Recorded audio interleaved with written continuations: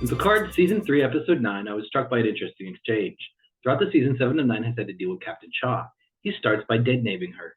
As his respect for her grows, he is less and less likely to do so, though that should have never been the case in the first place.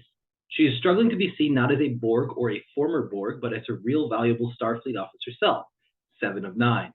However, during a tense situation and trying to escape, she says this about the recently resurrected Data.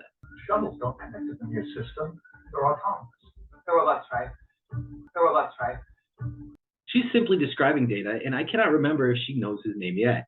A lot has happened very quickly this season if you carefully pay attention to the timeline. However, it seems strange to me that someone who is dealing with being reduced to the essentialist role of being ex-Borg would do the same thing to another cybernetic life form. I wondered what this might show.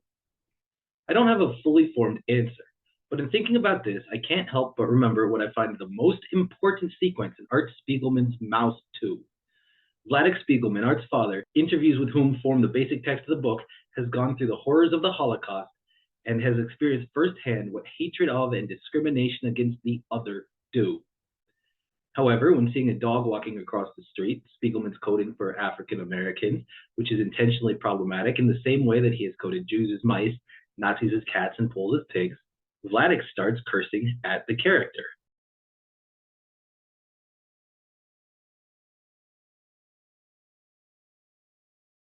Art Spiegelman, in his character in the book, is shocked. This sequence shows that even if we've gone through pain and suffering caused by discrimination ourselves, we still have the potential to retain that bias and hatred within ourselves. In both Mouse and Picard, we see how even those who have suffered from discrimination and hardship can sometimes perpetuate harmful biases and prejudices towards others. This is a reminder of the nature of systemic oppression and how it can influence our perceptions and behaviors even when we're not aware of it.